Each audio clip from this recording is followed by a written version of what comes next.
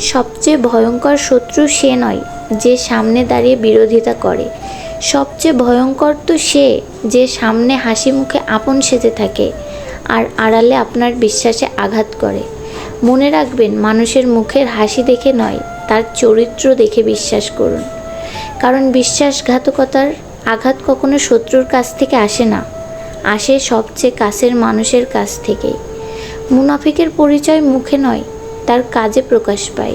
তাই মানুষের উপর ভরসা করার আগে আল্লাহর উপর ভরসা করুন। একজন মুমিন প্রতিশোধের ভরসায় নয়, আল্লাহর বিচারের উপর ভরসা করে। কারণ মানুষের চোখ ফাঁকি দেওয়া যায়, আল্লাহর চোখ নয়।